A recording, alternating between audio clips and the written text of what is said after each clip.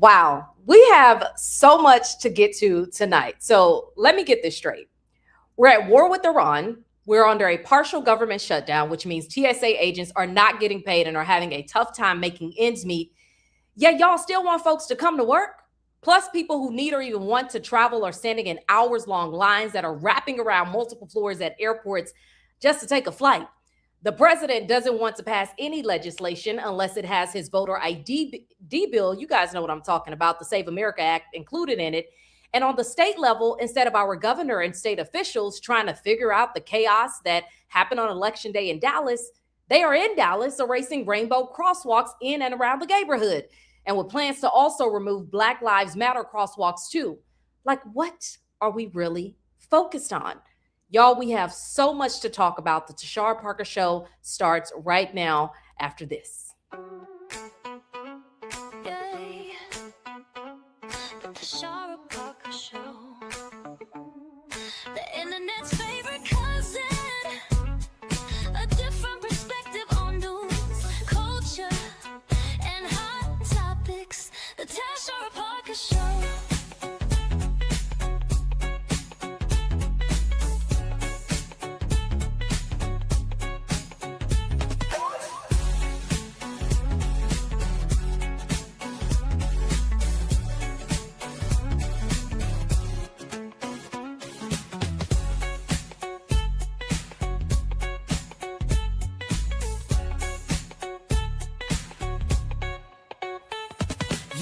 Tashara Parker Show, the internet's favorite cousin, a different perspective on news, culture, and hot topics. The Tashara Parker Show.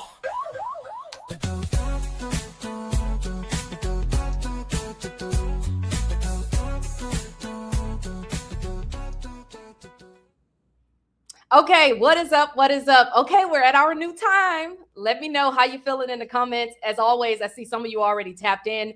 Let me know where you are watching from. Hit that thumbs up button. I'm going to give a shout out to some folks that have already been in the chat well before the show even got started. Dreadheaded texting to my where the gang at. Hey, the gang is in here, okay? I'm already seeing the folks are in here, okay?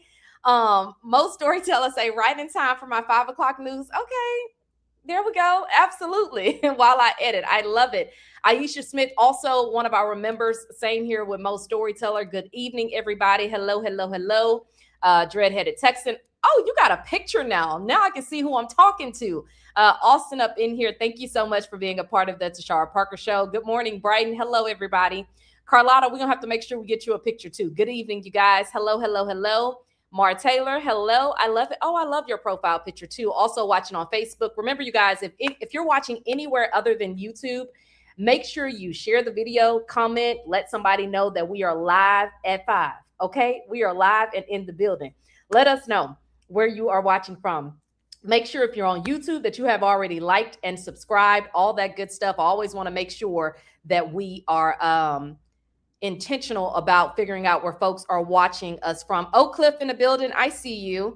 Aisha already ready to get the conversation started. She's like, babes, I see no reason for ICE to be in them airports. Okay. Because most of the videos, we're going to get to it. We're going to get to it. Okay. We'll get there.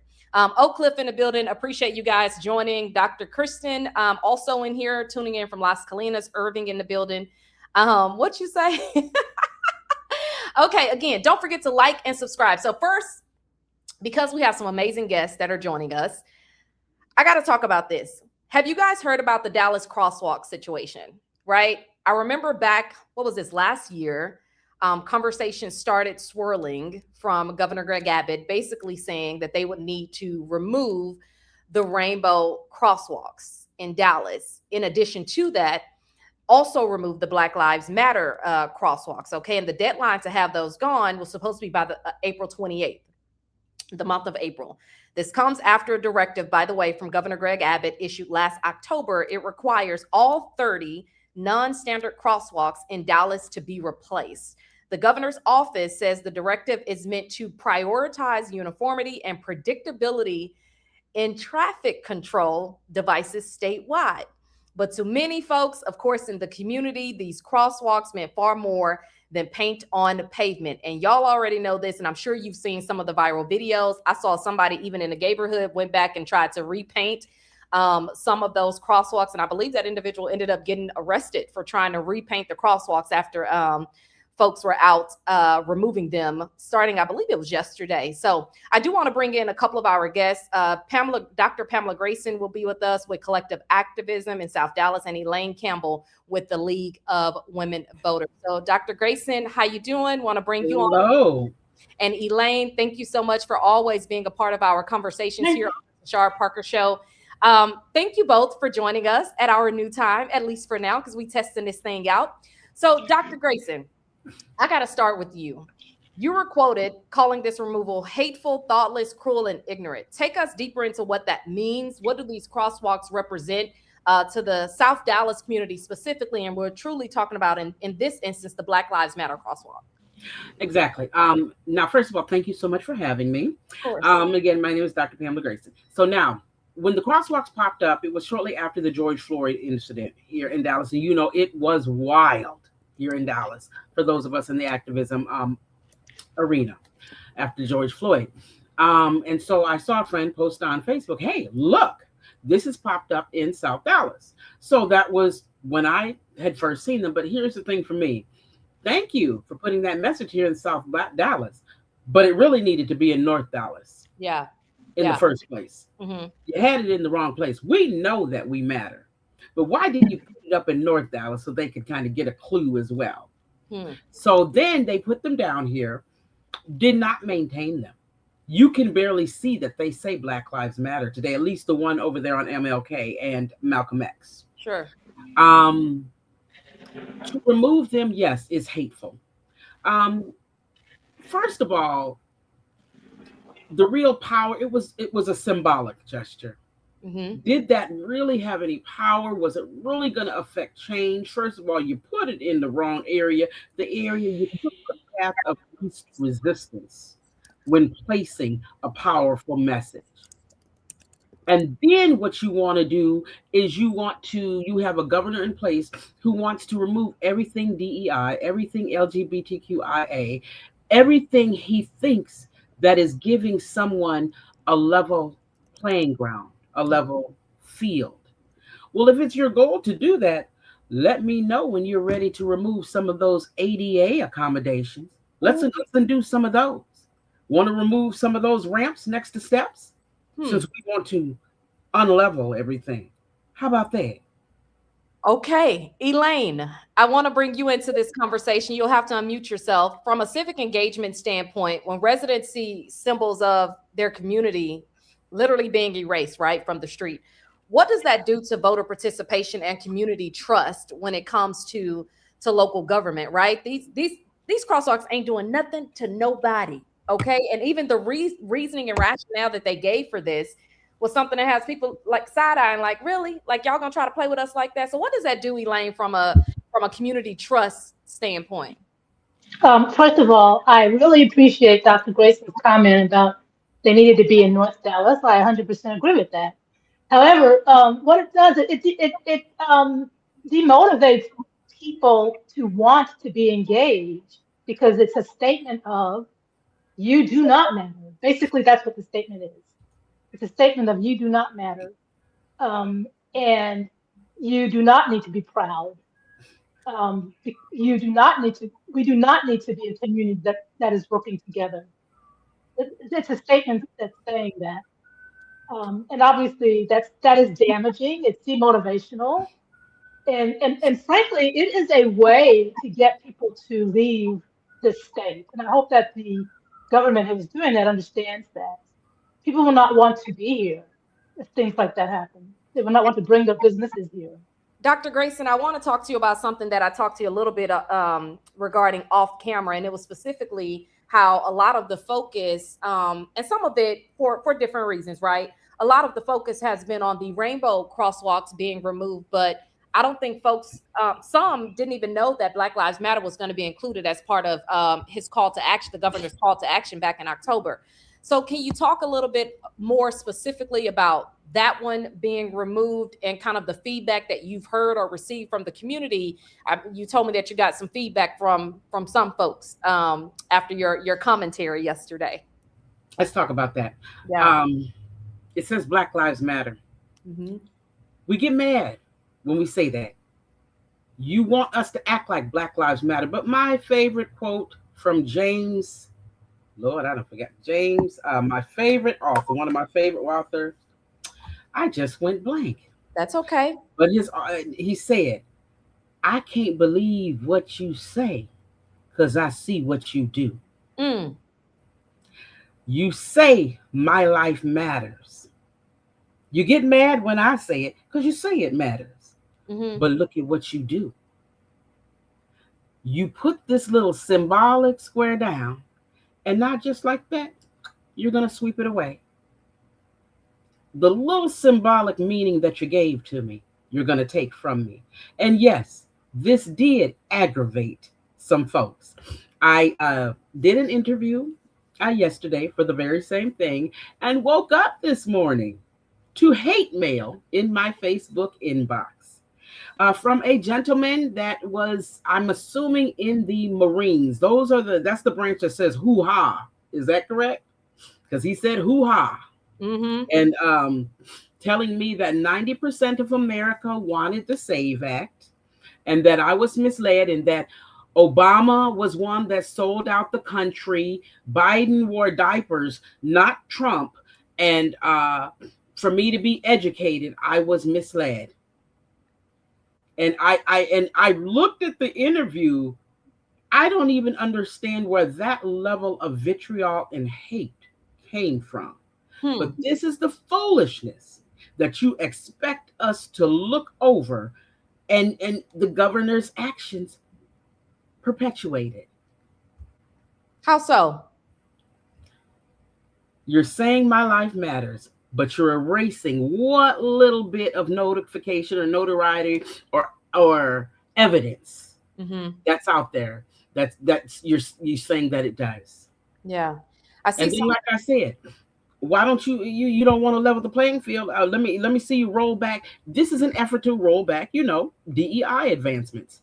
This is an effort to roll back LGBTQIA advancements. Why don't you roll back some of those ADA advancements? Like I said, why don't you pull up some of those ramps that you rolling up? I don't see you doing that.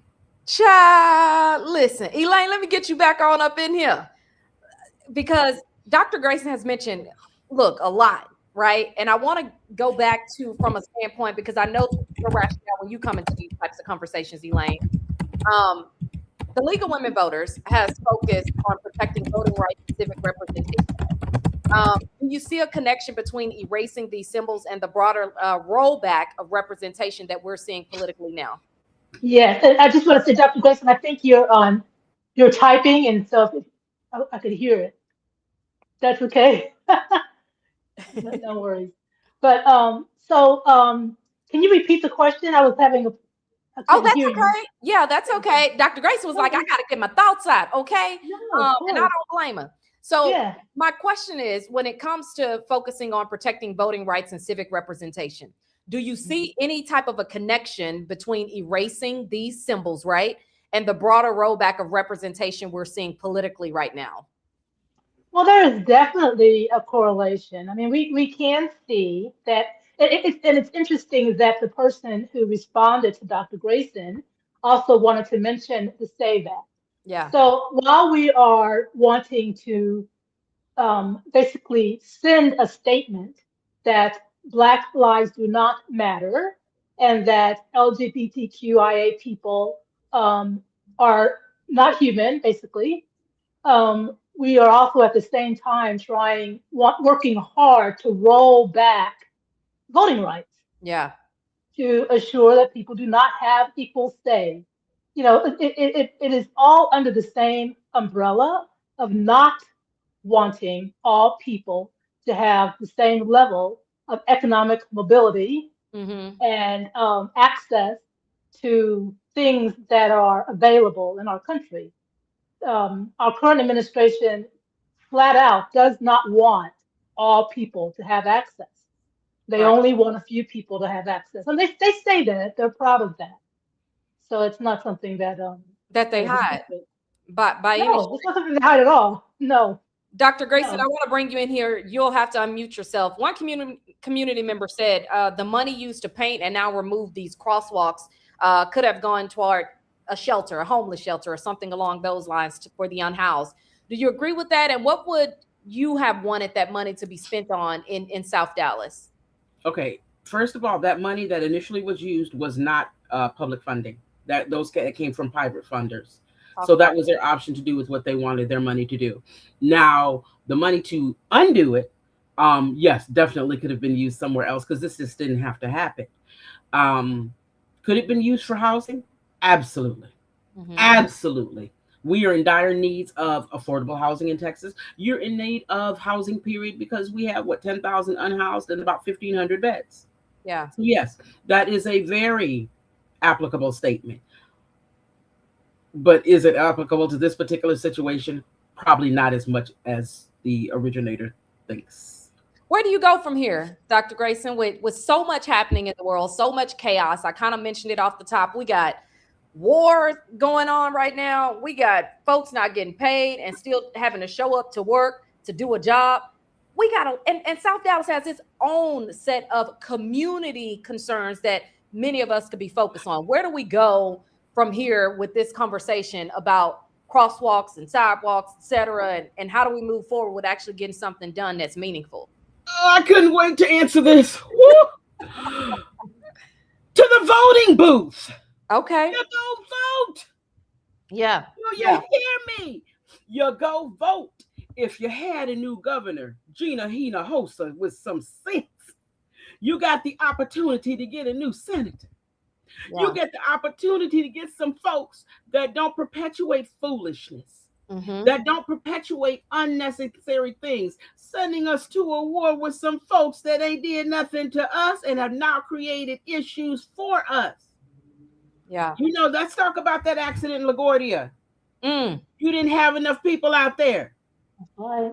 That is, I'm sorry. Y'all, I ain't gonna say y'all's president, I ain't gonna put him on you. But that man in that office, he has got blood on his hands. That's true. Alex Preddy. Yeah. Renee, the other young lady in Minneapolis. That man has so much blood on his hands. And again, where do we go? I need you to go to the voting booth. I'm a South Dallas precinct chair. Elaine is a precinct chair. I am. Why won't y'all vote? That's a solution. Yeah. Vote. You know what? I wasn't even going to go to my next topic yet, but I don't mind transitioning at this point. So speaking of voting, Elaine, and both of you can dip and dab, in this conversation as you please. I don't feel like we fully addressed what went down on primary day in Dallas, Texas. I feel like we had the lawsuit at one point, which, if you have anything on the latest on that, Elaine, feel free to weigh in, because I don't know that we've had a public conversation surrounding it since. But we did have the lawsuit from the Dallas County Democratic Party. That lawsuit was recently dropped. And many of the comments that were on my posts was like, well, that was quick. Did anything happen? What next? Did we have a conversation? Did we talk about it? I fully understood where Cardall Coleman was coming from, the chair of the Dallas County Democratic Party, from a standpoint, it's going to cost a lot of money, and we know what we're up against as far as the Texas Supreme Court is concerned, the Texas court is concerned, system is concerned, excuse me. So I want to hear from you, Elaine, from a standpoint of where are we now? And I want to reiterate for those of you who are on here, maybe you have not heard from Elaine before. Her organization, the League of Women Voters Dallas, is a nonpartisan organization. They just want to make sure the voting and election process is doing what it needs to be doing. So yes, I was going to repeat that. We are nonpartisan. We do not endorse candidates or speak directly asking people how to vote for specific candidates. We just want to make sure that people are educated with our Vote for One guide and our candidate forums, and that people are registered and that people get to the polls. So that is correct. So where we are now, the midterms that happen on that will take place on May 26th will be, for Dallas County, will be a county-wide voting. Back up, Elaine. back up because somebody even in the comments already said something, and let me see if I can pull something up real quick. It was from, is this it? Let me know if y'all can see that. Did I put it on my screen yet? There we go. It was this that someone had sent to my inbox, and the comment was, and this was after Elaine, Alan West came out saying that Dallas County Republican Party will return to countywide voting for runoff elections. And one of the comments, and you kind of got in there and tried to explain it, but I would love for you to do so here, specifically because you mentioned the countywide voting and what that means. So can you explain that in layman's terms? We got that comment, that question, I should say, from Steph Bell, and Carlotta in the comments tonight also asked that. So what that means, and this is for Dallas County, most counties vote this way in the state of Texas, but I am only familiar specifically with Dallas County. In Dallas County, during early voting, which is managed by the counties, you go to any vote center in Dallas County if you are a Dallas County registered voter. That's early voting. On election day, on March 3rd, because the Republican Party refused to have joint elections and demanded precinct level voting, which means you have to go back to your neighborhood to vote, as well as separate voting, which means that where the Democrats vote and where the Republicans vote are definitely separate machines, but could be separate locations, which did happen in several situations. Yep. So that was March 3rd. That's how we voted March 3rd. And the reason for that was because the Republican Party under Colonel Alan West voted for that. In order to have joint voting, both parties have to agree to that. If one party says we're not doing it, then it's not done. Both parties have to agree.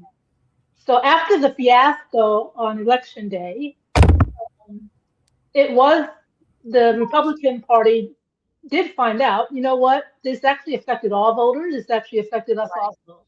And there were a lot of complaints. I know that I was encouraging people who were Republicans who came to my vote center to call Colonel Alan West, show them the website where they could go to let him know that you don't want this, because we did not want this. Right. This was done. And so I'm assuming that happened. And so now we are going back to, you can go anywhere in Dallas County as long as you are an eligible registered Dallas County voter during early voting and on election day on May 26th. We're going back to that.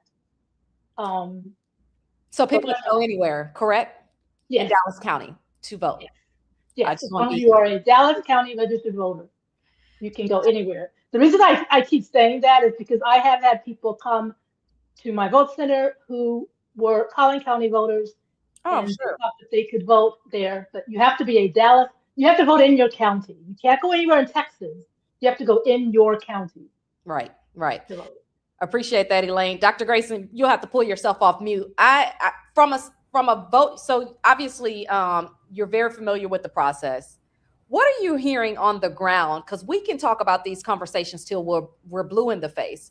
Elaine and I have had conversations on this show about how to get voters engaged, especially when their first choice candidate, many was Congresswoman Jasmine Crockett, did not get on the ballot. How does James Tallarico try to get them to come over to his side? He said on multiple occasions he wants to earn their vote, even if he wasn't their first choice.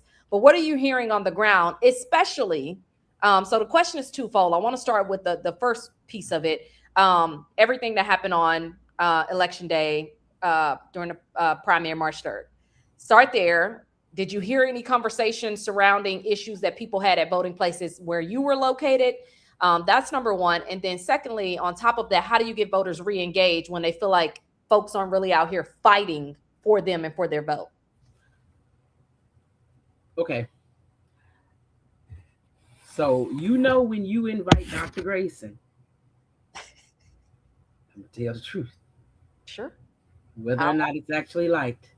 Now let's get into this. First of all, let's talk about the mess that occurred. You got them other folks over there, start with an R, trying to say that there's voter fraud. You know, remember you at one point they wanted to do the hand count the ballots. Yes. Foolish. We talked about that on this show too. And then we went to this precinct level for March 3rd. Here's the thing. We told everybody. I was on TikTok, Facebook, Instagram, everywhere you could go. We told everybody, do the early vote so you could avoid the melee that occurred on March 3rd. Unfortunately, they knew. They knew how we operated and banked on that. Yeah. They tricked us. They pimped us. They did it. They pimped us.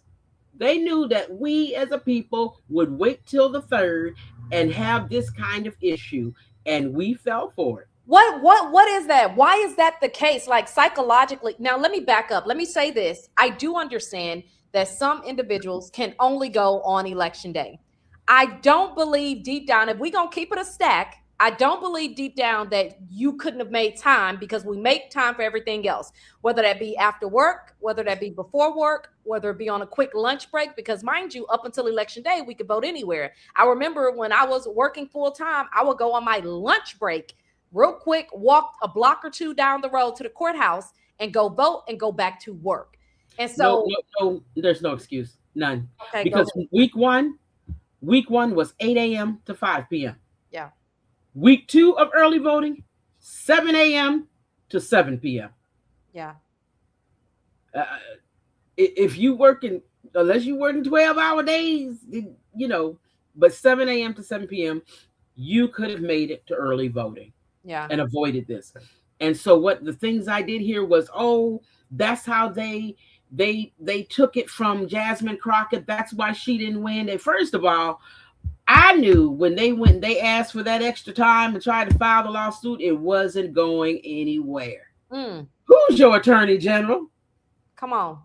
Okay, let's be real. And again, we got to take some ownership of this. Yeah. You could have early voted and avoided all of that. Mm-hmm. And then secondly, it was, that's how they took it from it.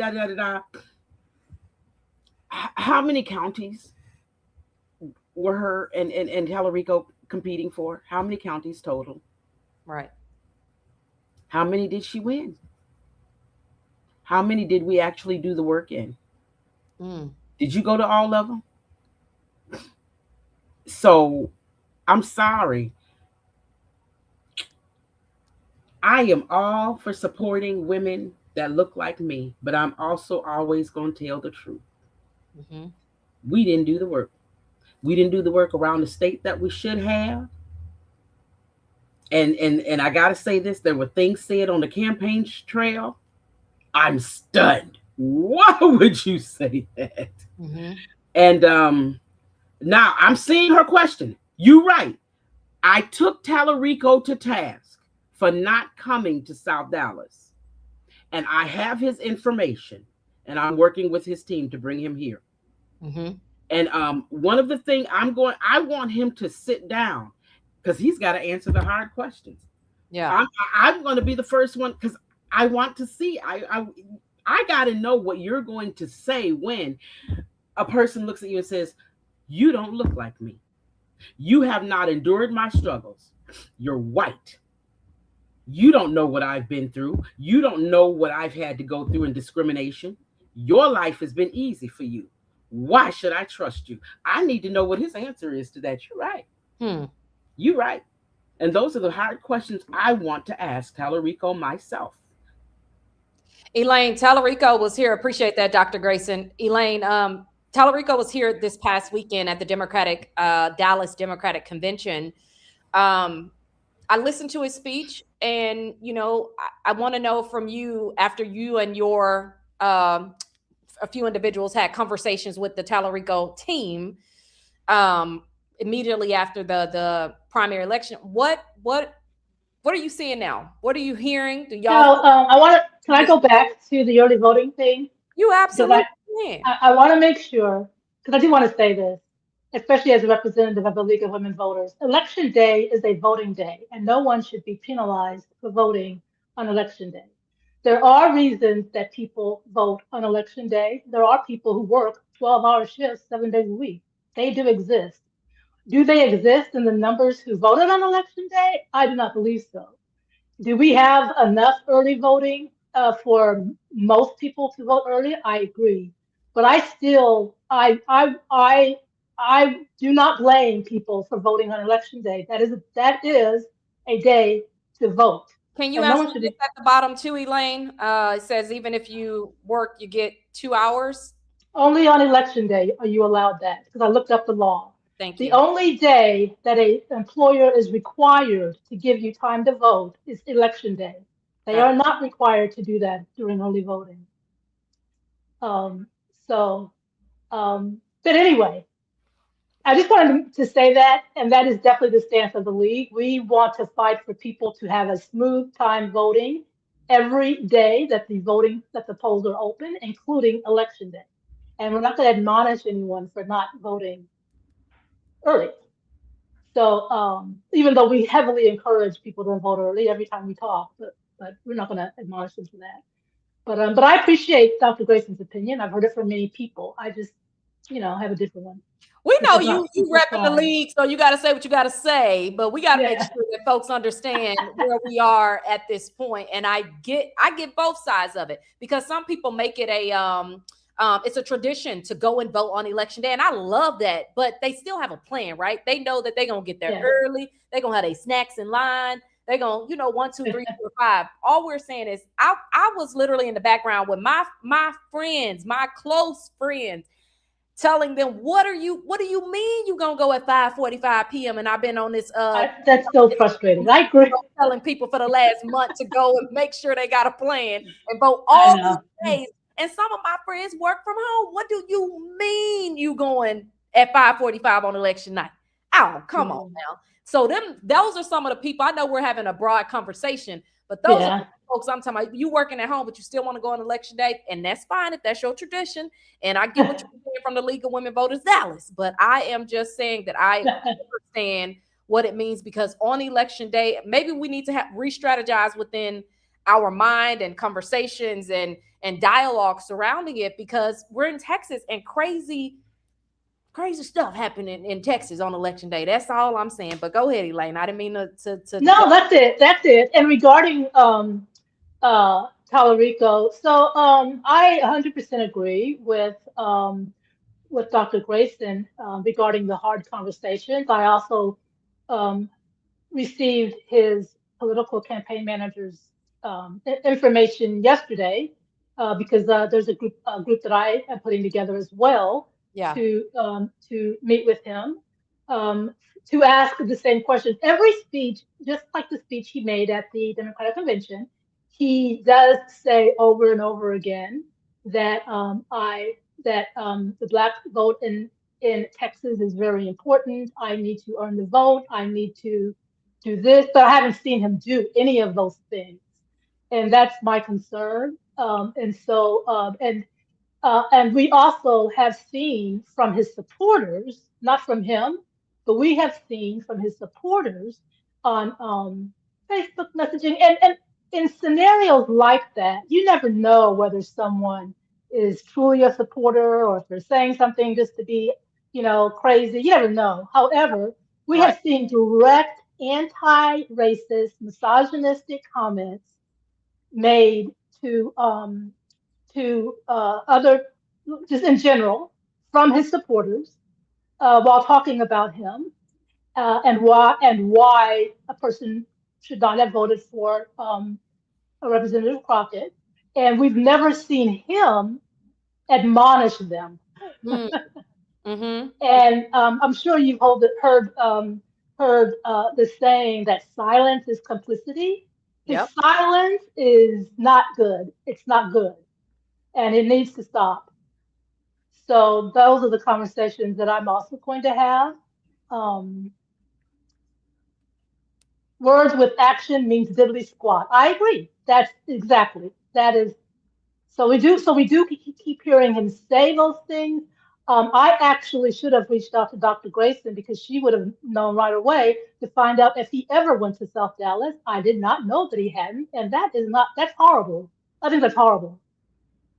He has been. I live in Richardson. He has been If here I'm wrong, Dr. more than Grayson, once, by the way, more than He's once. been up north. He's been because that's Yes. why I met him up north. Dr. Grayson, did he I saw some commentary or maybe a video, a picture or something. Correct me if I'm wrong, if you're in the comments or if either of you know. But I thought he had went to not South Dallas, but in Southern Dallas County. He went to He went to Sand Branch for a photo op. Yeah, oh, okay.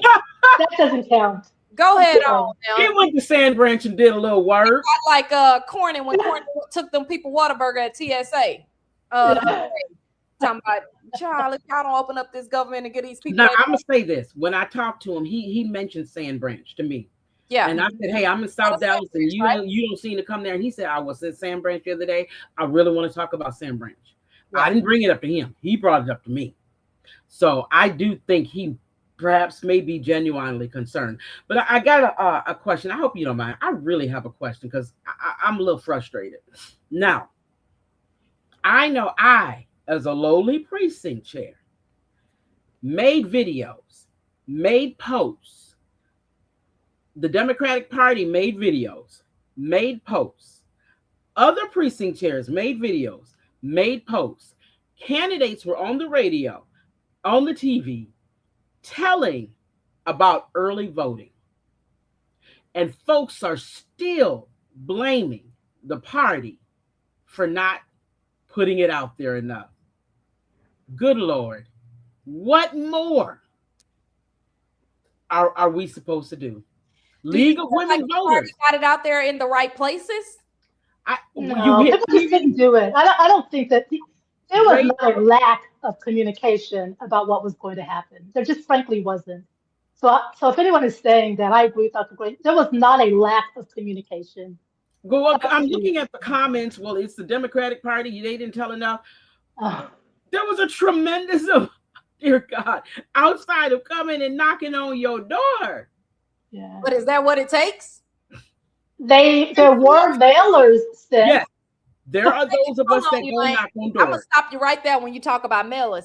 I can't tell you, and I'm keeping it a buck. I can't tell you the last time that I went and checked my mail. Now I'm gonna go pick up my packages because I know something is coming, but I don't check my mail as often as some other individuals may check their mail. As a matter of fact, it's a PO box, so I definitely don't check it as much as some other folks who may check theirs daily.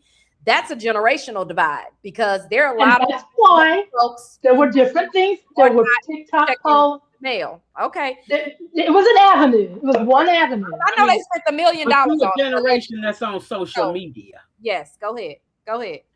You a generation that's on social media. Hey, look, I did what I needed to do. I was with Yeah. y'all putting the post out, so I ain't saying. Like I said, for me to go through and figure out Canva to make a whole video, You figured because out we Canva. had so many judicial races. Yeah. Telling people when you can vote, going to the elders, doing the mail-in ballots. Yeah. Dear gosh, I have to say this as a precinct chair in South Dallas, I am beyond frustrated. I want folks, if you're in the comments, let us know what you think about it. I'm seeing all your comments, trying to put them up as quick as we can. But let us know what you think, and again, I want to go back to one of the previous questions that I asked of our panelists. And, either of you can feel free to weigh in.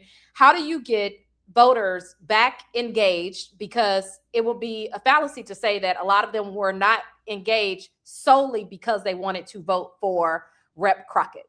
So how do you get those people? Again, this may not have been their candidate of choice, but they still need to get out there and exercise their right to vote. How do you get them back engaged in this process? Because that top ticket is going to impact everything below it. So I don't see, for example, some of these other candidates at the very top of the ticket that was doing as much campaigning as Jasmine or Tallarico. You understand what I'm saying? And these are some pretty high stakes races. And I just did not see them from a standpoint of making sure they were out there engaging with the voters. So how do you get folks back engaged from that standpoint? Well, for me, I always use the age-old adage of a with 'em. What's in it for me? Sure.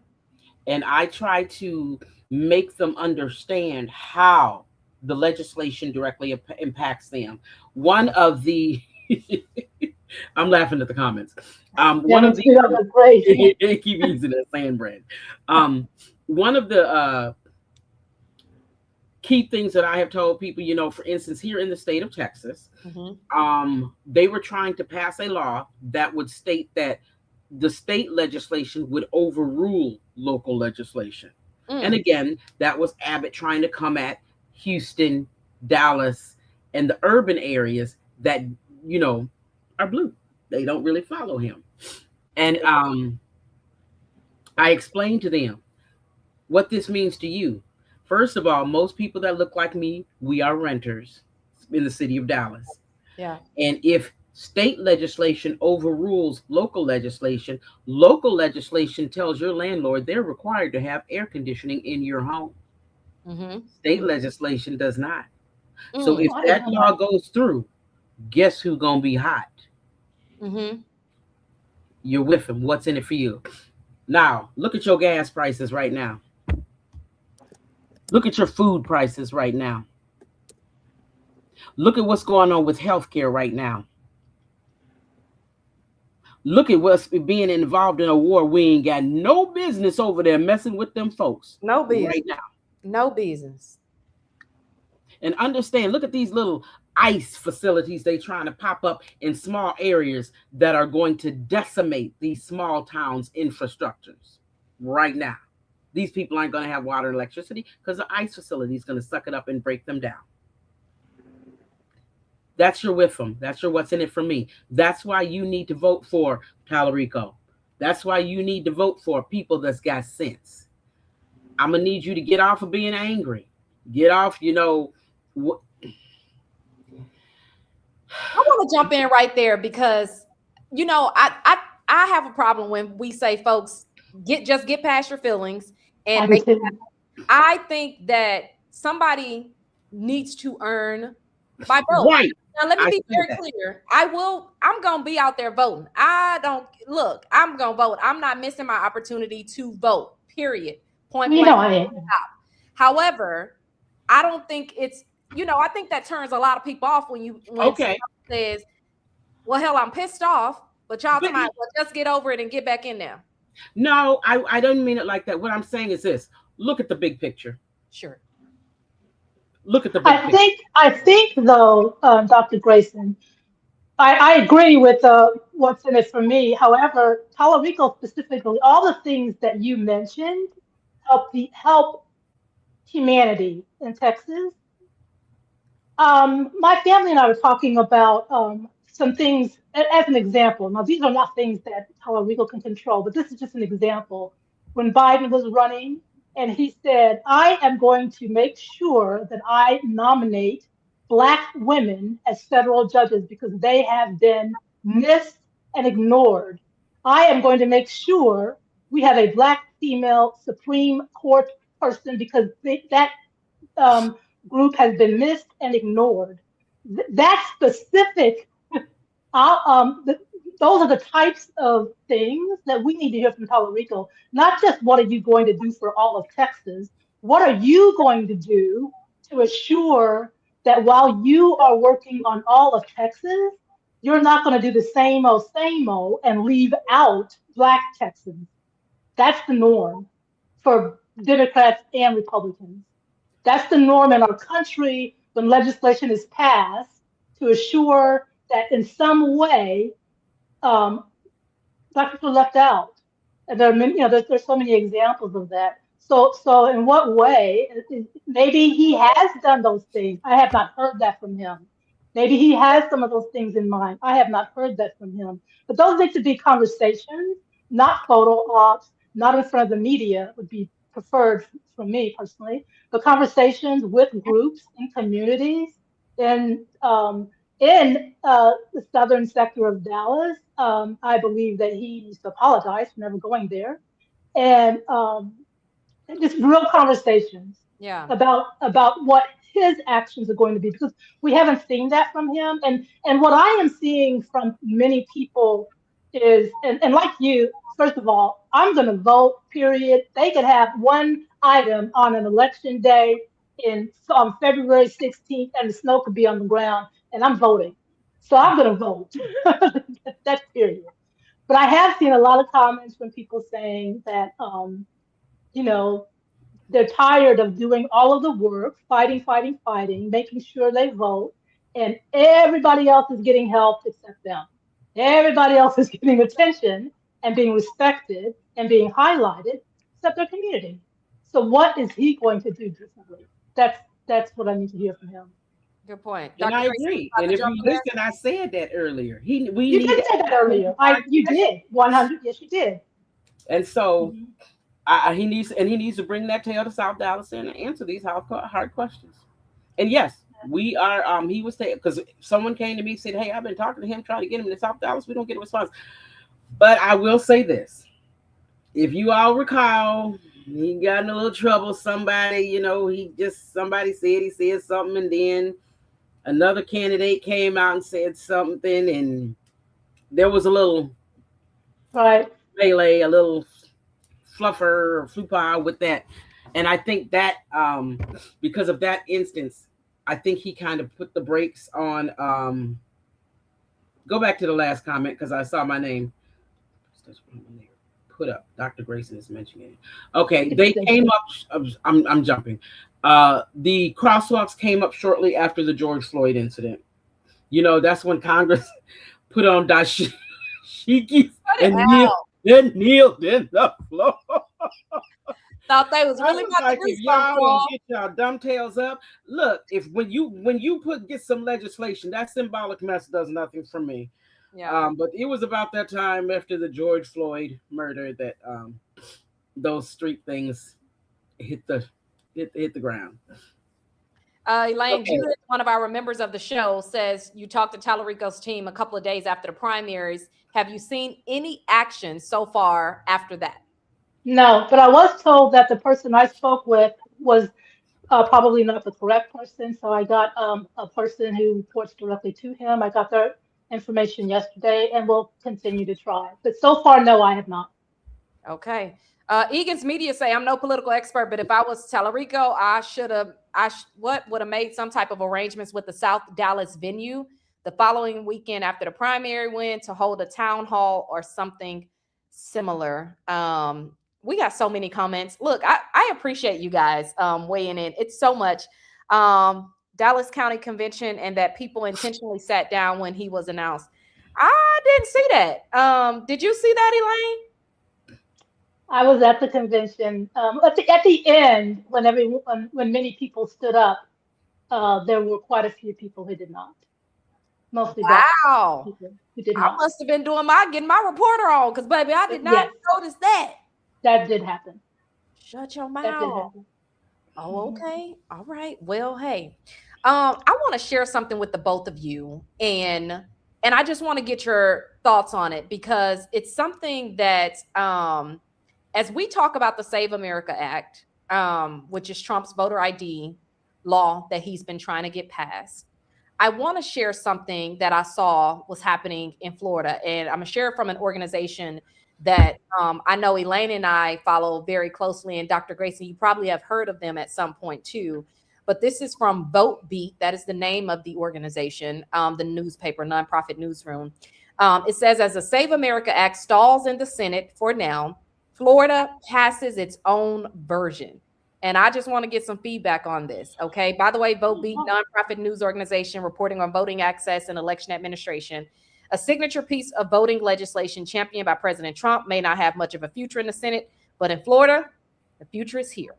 Earlier this month, Republican lawmakers in Trump's home state approved a sweeping overhaul of the state's voter registration system, one that mirrors the core idea behind the federal Save America Act. It will require proof of citizenship to get on the voting rolls. The details differ just a bit. In Florida, it would not take effect until after the midterms, but the architecture of this bill is the same. Republican Governor Ron DeSantis is expected to sign that bill into law any day now. Now, I bring this up, and if you're in the comments, weigh in. And Elaine, I guess I'll start with you. And Dr. Grace said, you already got your head tilted. things that happen in Florida and that happen in Texas, I feel like are tester grounds for different types of legislation to see if some of this stuff can get pushed through. And I want to hear your feedback, Elaine, when you hear about something like this happening in another state, not that far away from us. What do you think when you hear something like this? Couldn't get it passed at the federal level, but bring it down to the states because they control their own thing, and potentially push it then. Yeah. So one thing that I think that number one, again, this is another reason why it's important to vote and vote for the right person, because if the right people are in charge, this type of thing would not go through. That's number one.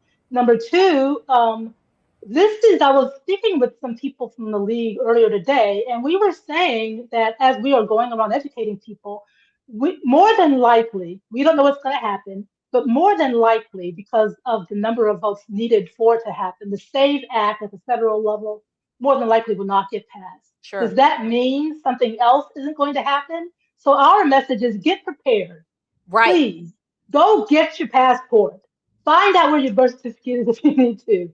Find out where your marriage is. Start now. Be prepared, because I do believe that somebody's going to try something. I think it's going to. I do think that, because you're right. Florida and Texas, they're like step and step on trying to be the most oppressive states in the country. Ain't that terrible? Ain't that terrible? Dr. Grayson, you hear something like this. I mean, what's your feedback? And Elaine, by the way, I do want to make mention that even as a part of all the conversations that we've been having surrounding the Save America Act at the federal level, we've been saying, as part of the show being a solutions-based show, like, no, we're not telling you just what's happening. We're saying, look, man, if this stuff happens, how can you be prepared, whether it's federal or state? And I, for one, unfortunately, Elaine, I'm gonna have to disagree. I'm not pushing nobody to go run and get no passport, because a passport costs money. And again, I go back to all the things that I went through trying to get a new passport myself, having to find a birth certificate, having to not find, because I didn't find it, but having to reapply for a certified birth certificate. That was the first step. Then having to get my driver's license because that had expired. It was just all these steps, right? And all these things cost money, right? Mm-hmm. And so essentially, I know we hate to say it, but essentially you're creating an additional barrier poll tax on people to have to get all these different things to make sure that they can be on the voter rolls. And so I guess my question is, Dr. Grayson, when you see something like this, I mean, what's your immediate reaction? Because again, Texas and Florida, they go hand in hand with some of the legislation that they try to get passed. Texas and Florida. They are the gifts that keep on giving. Yeah. I'm just not stunned, not shocked. I just know if there's something stupid to be done, those two states will be in the front. They will be in the forefront. Yeah. I have learned, I just, dear gosh. I mean, that guy that was in my inbox this morning, he's probably from Texas or Florida. Yeah, probably. They just, gosh. I mean, I have never seen a bunch of people, sheeple, that believe stuff with absolutely, they just go to anybody's white supremacy blog and nobody that's held to a journalistic standard, and they believe everything that they put out and just run with it as if it's the gospel written by Paul himself. And there it is. I mean, and you can't fix stupid. So I don't argue. I fight when it's going to hurt me or my people. But otherwise, I'll give you enough rope to hang yourselves. Lord have mercy. Elaine, I want to go back to this comment from Tanya. What can folks do?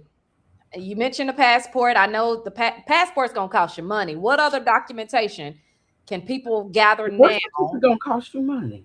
Huh? Yeah, mine was $43. Yeah. Yes, unless you still have your original one from the county, which most people don't. That's going to cost you money. If you changed your name for any reason, getting the documentation to show why you changed your name, and because it has to be the original documentation. It cannot be a copy. Right. It has to be the original one that's certified from the county. So that costs money as well. So all of those things cost money. I didn't see. I'm sorry, I missed the comment.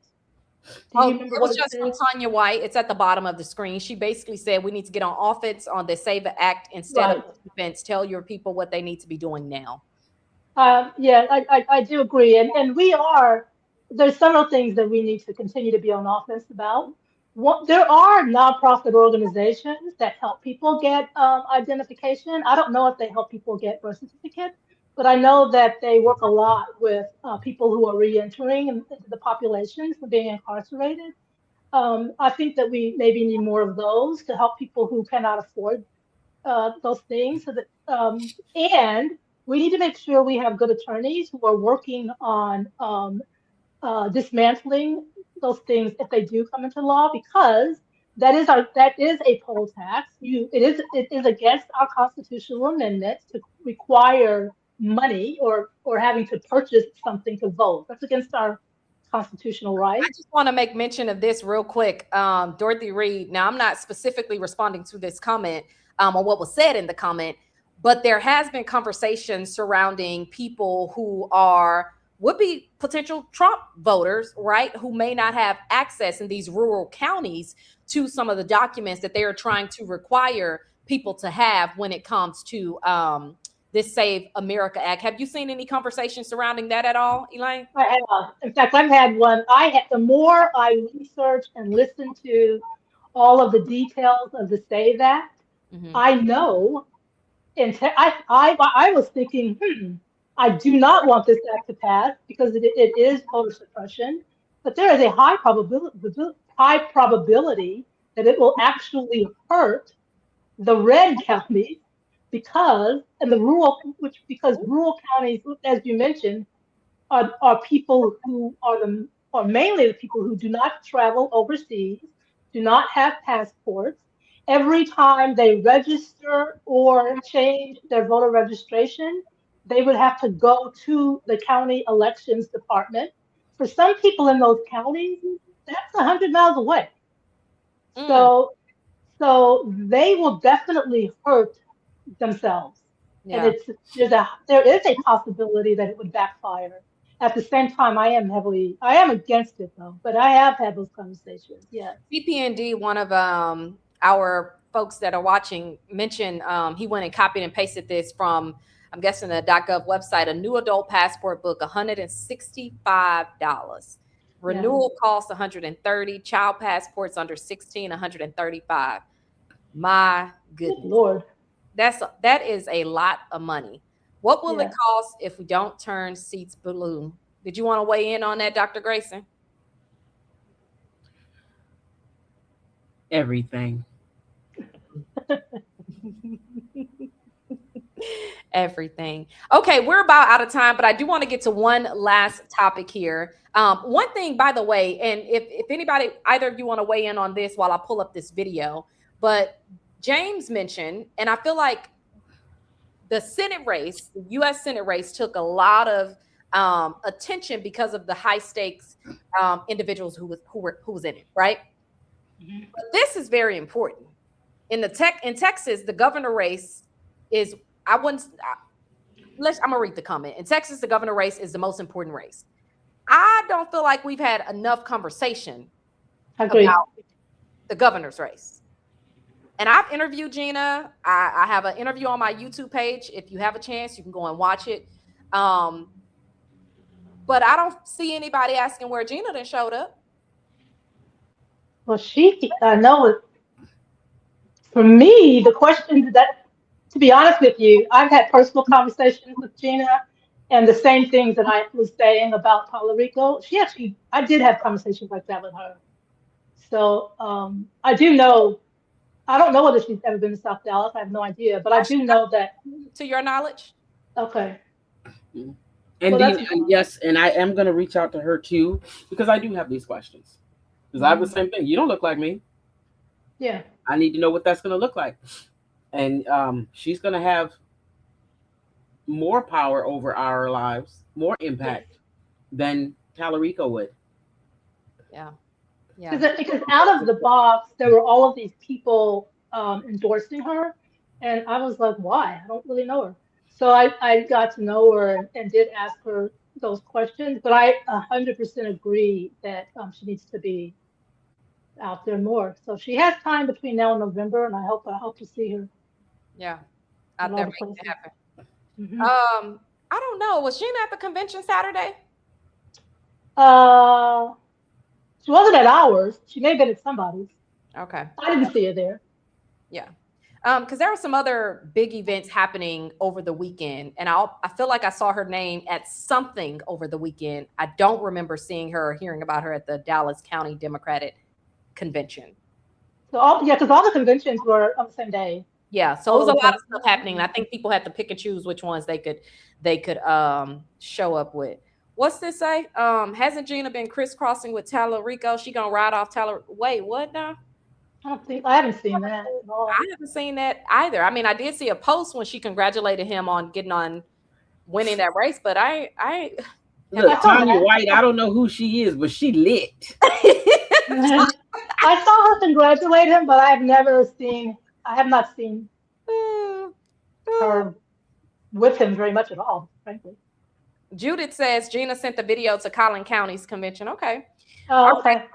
Now, both of you, if you need to get off, feel free to say goodbye to the audience and you can get out. But I do want to bring in this video just briefly. And it's about all this stuff that's happening with TSA and federal agents being at the airports. And if either of you want to weigh in on that, feel free. Or if you need to dip out, that's fine too.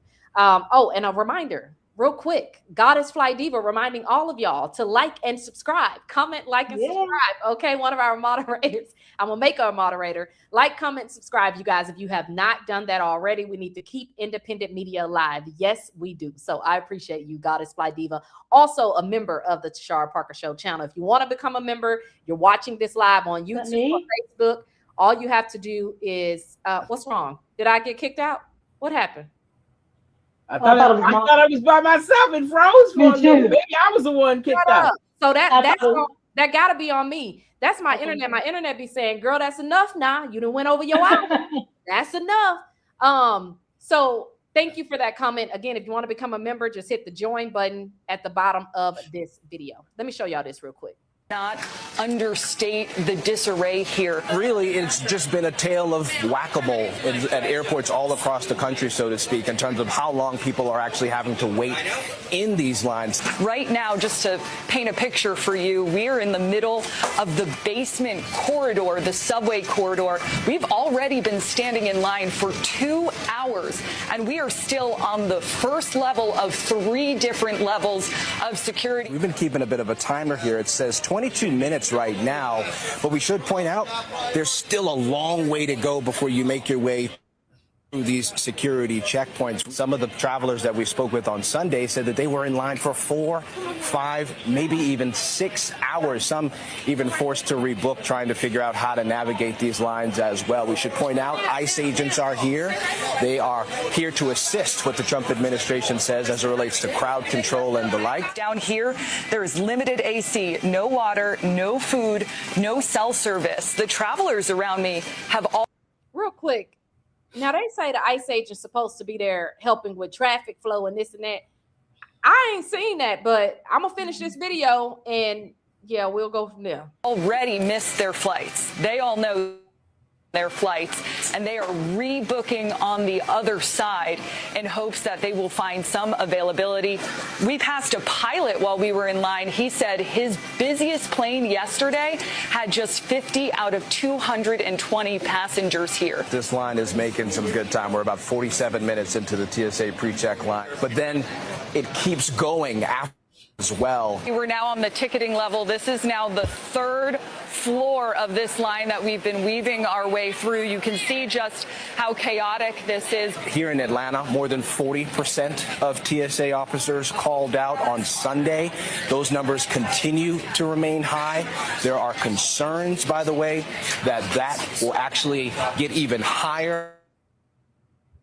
missed their second full paycheck on Friday. All lines are not created equal. Some of the people that we have spoken with say that they are getting through in roughly 30 minutes or so. So a tale of two different situations as it relates to what folks have to do as it relates to getting through these security checkpoints. Who do you blame for all of this, Mia? Do you blame the TSA workers? You can't really blame TSA. They are. I'm sorry, I appreciate that, reporter, but that was a loaded question. Do you blame the TSA workers? Now, you know doggone well not to ask them folks, do they blame Are out of work, and like anyone in this economy, you don't want to work without getting paid. So that's, I would do the same. So again, going back to the conversations that we've been having, thoughts on TSA workers not getting paid. And not only that, you mean to tell me y'all can send federal agents here who getting their paychecks, whatever it is, every 2 weeks or however often they get paid, but you're going to send TSA agents here to help us out, but we can't get our money. Like, this really breaks my heart, like, for real. But let me just jump in here and give Delta Airlines their props. Oh, did you see? Hold on. You saw what they did? They did. Hold on. I did not. Not you getting ahead of me. Let me pull it on in here real quick. Hold on. Here you go right here. Delta Airlines suspends specialty services for members of Congress amid shutdown-driven TSA deadlines. They basically cut off any special services for members of Congress at airports as the industry continues to feel the effects of the government's failure to pay TSA workers, baby. They issued that statement. It says, due to the impact on resources from the long-standing government shutdown. I'm so happy that you mentioned that because I didn't think we were going to have time to share it. But yeah, Delta said, nah, if we going to feel it, we going to make sure y'all feel it too. That's right. And that's one of the things I saw, that they were supposed to go on recess at some point from Congress, etc. And I'm like, recess? What you mean? Y'all need to pass this bill. Everybody need to feel what these folks are feeling, not getting a paycheck. Well, what else were you about to say, Dr. Grayson? The young lady, she asked the question earlier, what is the cost of not turning these seats blue? Yeah. These people haven't been paid in a month. Mm. So you have people, and then there's government workers. I have a former sister-in-law that works for Social Security, small child, and her mom live in her newly built home. Then I have she's not getting paid right now? Now I don't know, but I know at one time when the shutdown occurred, it did impact her. Yeah. Okay. So I think about these things when this happens. So now you got TSA not getting paid, and then now look, we can't take a flight nowhere because you got to stand in line 6 hours to get on that flight. It's a ripple effect. And yet, like you said, and I'm glad Delta's taking them to task, they still get their money. They still get their privileges. And they're looking at the rest of us as peasants while they still live in the good life. Yeah. It's not fair. It's not right. That is not true leadership. Because a leader is one. They are a boss. A leader is one that does. Pastor Haynes is a leader. He took a collection for the TSA agents. He's always. I wouldn't be Dr. Grayson if it wasn't for Dr. Haynes. He saved my doctoral study. Didn't know me from Adam. That's a leader. The TSA, you lead from the front. If my file cabinet person has overwhelmed with files and I'm the CEO, guess who getting ready to go file? Right. Of course, That's a leader. Congress right now, they're not leaders. And I'm glad Delta's taking them to task. And this is the cost of us not turning these seats blue. Are you about to jump in there, Elaine? I was, but now I forgot what I did. Yeah. Hey. I get lost in these comments. There's some good comments out there. They cutting up. I'm telling you, usually when we live at 10, folks probably still waking up, getting that crust out their eyes a little bit. We probably got some late morning folks. But now I feel like everybody up, vibrant, ready to roll. So we're going to keep testing the timing and just seeing, how that goes. Let me see here. Other comments, CPND saying, giving you claps, applause, I should say. Dr. Grayson, Dr. Kristen, ICE is just standing around in the way. Yeah, that's all I've seen in the videos. They're walking around. It's a cute little girl with locks and a couple of other folks, and they just walking around. Oh, I know what I wanted to say. And Sure. I think I probably just live in some kind of bubble where I don't get this. But so to me, if my employee says I'm not getting paid, that means, okay, then I don't, then I'm leaving. Why do they keep going to work? Is it requirement? And Dr. Grayson, maybe you can help us with that part, knowing that your family member works for Social Security. Were they still required to show up? And I apologize that I don't have the answer to that, Elaine. Yeah. Is there some language in their contracts because they work for the federal government that they are supposed to show up, which is why they are calling out sick to potentially work these other jobs? Do you know about that? So you're on mute, Dr. Grayson. I think she said she's looking it up. Oh, okay. If there's some language. Look, I can read lips a little bit. Yeah. I think she's either looking it up or asking somebody.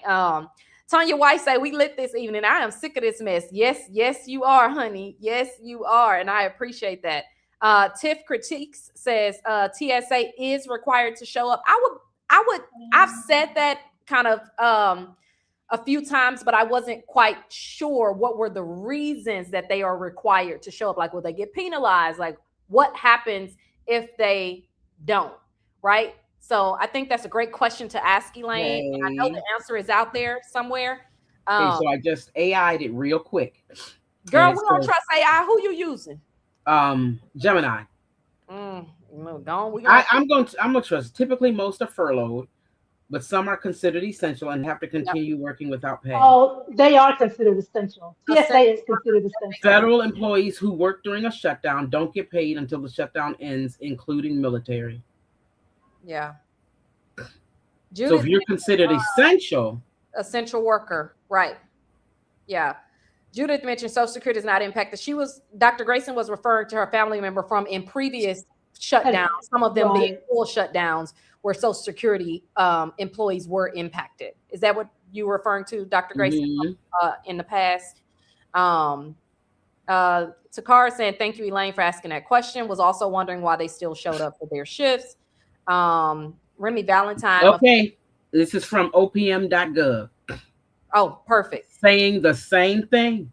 Go ahead. What does it say, Dr. Grayson? I appreciate Other federal workers who are deemed essential to public safety will report to work during a shutdown. Mm-hmm. But these workers will not be paid or receive back pay until the government starts up again. Yep. And I've heard that line before for sure. Air traffic controllers, in-hospital medical care. Well, that's why those pilots died, because they're traffic controllers. Well, one of the things that they're saying, Elaine, with the situation that happened at LaGuardia was the fire truck was the truck it collided with, right?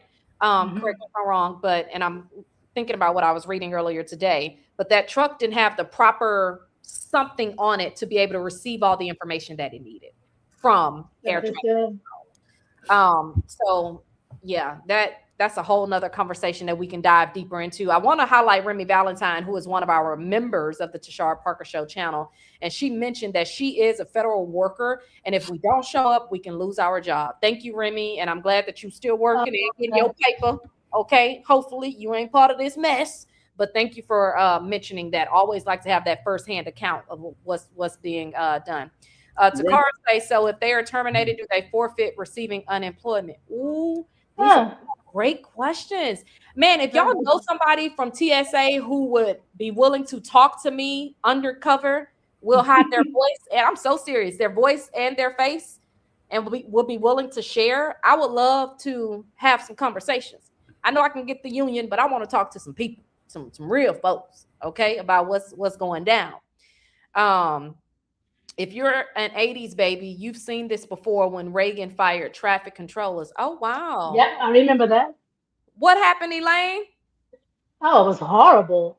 They were short-staffed. Well, see, that's what they're already short-staffed, right? Because a bunch of them were fired, and so people were tired, and there were flights that flights crashed. It was just similar things that were happening. Yeah. The air traffic controllers were making mistakes. It's bad. Y'all know something that that I was watching recently, And this ain't got nothing to, well, kind of. But I know I'm from a different generation than y'all two, and probably some of these folks that's on here. But are y'all familiar with all of Rupert Murdoch and all of his stuff? You too, Dr. Grayson? A little bit? Go watch that documentary. I feel like we can have a whole conversation on that alone. If y'all get a chance, watch that documentary. It just came out on Netflix this week. And when I tell you I could not stop watching, because what happened with Rupert Murdoch and starting Fox News and the way that they cover news and how he was able to buy all these stations, et cetera, et cetera, et cetera, because the government, basically was able to fast track the deal and allow him to do what he was doing with the media back then. And I feel like it's like 2.0 happening right now with the whole buyout of certain media stations and media companies being bought out by some of these billionaires. And the government is basically allowing it to happen. I feel like we can have a whole conversation about that, because I ain't know Murdoch man was doing all that and how it split up the family. And baby, rich people got different types of problems. Okay, y'all gotta watch that documentary on Netflix. It is something. I think we need to clarify. Rich white people. Hello, somebody. Yeah, go ahead on. You came off mute for that one. White. Sometimes that money don't matter when you rich and you ain't that color. Yeah, good stuff, Dr. Grayson. I appreciate that. What were you about to say, Elaine? I was just thinking, I'm sure that was very interesting to you, since that's your business. Yeah. That's literally your business. Those are the people you used to work for. Absolutely. Absolutely. And I'm watching what's happening in real time. But anyway, y'all think about that. And if y'all want to watch that and we can come back and have like just a show on it, I would love to talk about it, because it is crazy and fascinating how this Australian businessman came to America and was like, yo, I want all that. And they made it happen for him. It's crazy. So anyway, and just how it broke up the family and all that good stuff. Elaine, Dr. Grayson, any last words y'all want to leave with people? Because I know y'all got to get on up out of here. Yes. There was a question. I just went to the page and there was a question, and she said, why did Tallarico go to Sand Branch when it was probably a low pool of voters? Sure. The person that's leading the charge for Sand Branch is my fraternity brother, Mr. Derek Avery. Yeah. And he's been doing this for months. He's in his 81st day. He does a video every day getting water for Sand Branch. I have watched him and worked with him a little bit from the beginning, and watched people here that are in elected positions that could help Sand Branch and have not. Yeah. And have justified not helping Sand Branch. And so apparently they have reached out to some of the folks that were on the ballot, some of the very folks we talked about tonight. One of the things that we don't do is talk around anything on this show. Okay. We reached out to Jasmine Crockett and a bunch of other folks as well. Nobody came but James Tallarico. And James Tallarico showed up. He brought water. He took the water to the people. Now, was there probably a part of it that was a photo op? Probably. But like I said, when I met him later that day, that was my second or third time seeing James. I mean, we were talking about South Dallas. He said, hey, I was in Sand Branch. He brought it up to me and said he wants to talk about it more. He wants to do more to help there. Yeah. So it wasn't about the voters for him. It was about the people's needs, from what I could see. Dr. Grayson, it's always about the voters. Well, but here, again, if it's about the voters, but they ain't that many there. Well, you got a point. By the way, tell your friend, as a matter of fact, if you can put us on a thread, I want to get him on here to talk about Sand Branch and what's going on. Yeah. He would definitely do that. When do you want him? Yeah. Exactly. He would do it tomorrow. When do you want him? Put us on a thread, Dr. Grayson, and we can talk more about it. Okay. What you mean a thread? What does that mean? A text thread, all three of us together. Okay. I'm so with you. Not miss. I'm on TikTok and Instagram and posting videos. I didn't know if you meant email, Facebook, or what. Group text. I remember the pastor who was very influential in Sand Branch passed away in what a lot of folks was calling like this mysterious fire years ago. Now, I don't know how much of that was proven, but he was very heavily involved with trying to get eyes on Sand Branch. And so after that happened, I think a lot of it had fell off for a little while. And so to hear about your friend, Derek, stepping in and doing some of this work, I would just love to see where they are. And I've run across some of the videos, and I may have even saved some, meaning to reach back out. But I would love to hear more about his thoughts too on what's happening, yes, but also from a political standpoint, what truly is the problem and why can't water get to Sand Branch and the money that's needed to be raised to get the piping, etc., be done? Oh, So- I'll tell you, John Wiley Price. He said we ain't got time. Sand Branch was only 1/65th of Dallas County. Meaning? I think that get Derek. He'll give you the details. Yeah, I will get Derek to give the details because you know. Oh, I was there when he said that. We got all the facts. Was this in a public meeting? It was when they were because Derek ran against him for his position, and they went to Stonewall and they did their what you call it thing? Endorsement. Yeah, the endorsement thing, and that's what he said because he knew Derek was going to speak on Sand Branch, and his comment was Sand Branch is only 1/65th of Dallas County, and Yeah. it wasn't anything worthwhile. And I just couldn't believe he said that. But again, he gets to keep his seat. I do have one more thing to say before you close. I just want to recognize Vashawn before we get out of here, saying that the vice president of TSA Council Region 5 would like to speak with us. Okay, I done got two messages from one person here saying TSA want to talk to us. Vashawn, media@TasharaParker.com. Media@TasharaParker.com is where they can email so that we can get them on the show. Same thing with you, Dr. Grayson. I know you and I gonna figure that out, how to get you on here, how to get Derek on here, I should say. And then who else? And I saw Dr. Bates was in my comments. Dr. Crystal Bates, NAACP, was in my comments, and she mentioned that she was also going to reach out to Derek, and somehow we gonna make that happen. Dr. Grace, you have to pull yourself off mute. It was okay. We can hear you. I'm gonna text Derek. Derek gonna be on your show. Go ahead, Elaine. Before you said you had I something want to make sure that everyone remembers that there are 2 elections in May. A lot of people are forgetting that this is all over Texas. If your city, because it's the city election, not every city has a municipal election happening. Go to vote411.org, put your address in, and you will find out if you do and what's on the ballot. Early voting starts April 20th, but there are 2 elections in May, one on May 2nd and and the runoff is May 26th. But please do not forget about the May 2nd election. It's local, municipal, very important, very important. Bonds, city council, school board, very, very, very important. So that is very important, Elaine. Thank you for that. Yeah. You know, we're gonna have many, many, many more conversations before we get there. You already know that. Whole show dedicated to folks running.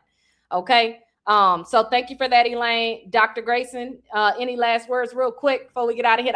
Now, Dr. Grayson, don't not come back. I don't usually hold y'all this long after your time, but we just was having a good conversation. So don't blame it on me now. Okay. Now for the candidates, you're gonna have a candidate forum. I am the campaign manager for an amazing candidate for Mesquite ISD board. You need to hear from her. Okay. Her name is Jay Mitchell, 32 years educational experience.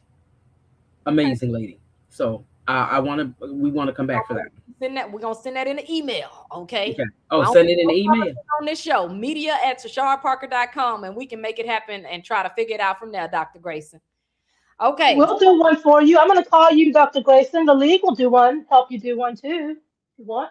Hey, Elaine. Hey, man, we need to be partnering with the league and the Tashara Parker Show. Absolutely, of course. Don't be just trying to get the candidates over there.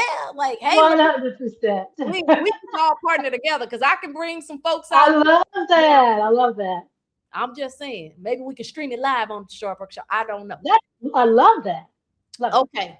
Y'all, that is all the time that we have. In fact, we are well over time, but I'm so thankful and so grateful for Dr. Grayson for joining us and gracing us with her presence. Elaine Campbell, every Tuesday, she is on the show and she always comes with a wealth of knowledge. So thank you both for being a part of this collective activism, as well as the League of Women Voters Dallas.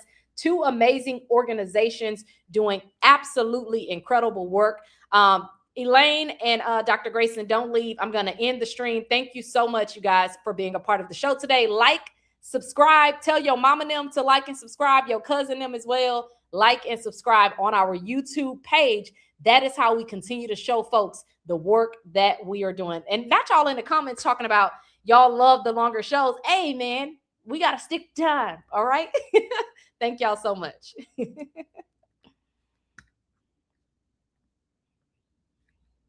Hey cousins, thank you so much for watching. Your support is how we keep going. And don't forget to like, subscribe, and share this video. I know you hear me say it all the time, but y'all, that really helps us. It allows folks to find out about the work that we are doing right here on the Tashara Parker Show channel. Remember, we are live every day, Monday through Thursday at 10 a.m. Central. If you like what we are doing, what you waiting on? Okay, don't forget to join the cousin crew.